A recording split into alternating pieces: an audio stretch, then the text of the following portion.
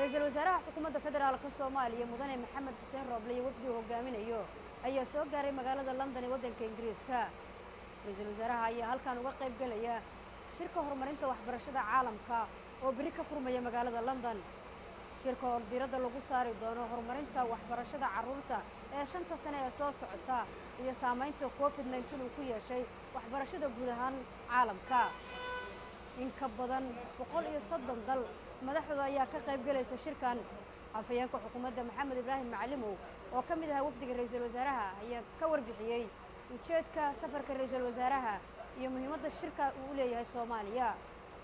waxay ka qayb gali doonaan shirka arrimaha waxbarashada oo berito furmi doona oo shir caalami ah oo dalal badan oo adduunka ay ka soo qayb galayaan. Shirkaasna waxaa diiradda lagu saarayaa arrimaha waxbarashada iyo dhalinyarada iyo sidii horay loogu socon lahaa maadaama adduunku si weyn u saameeyay cudurka coronavirus waxyaabaha meelaha uu saameynta ku yeeshayna ay ka mid tahay waxbarashada.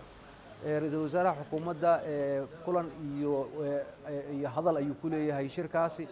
sidoo kale maalinta xigta waxa uu la kulmi doona madaxda dawladda Ingiriiska uu ugu horeeyo wasiirka arrimaha dibadda Dominic Raab.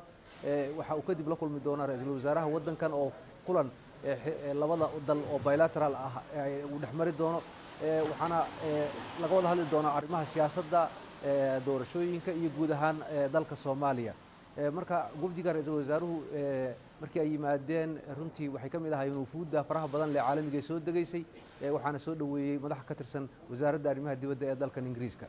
Nasr Bashiir Cali warbaahinta qaranka magaalada London.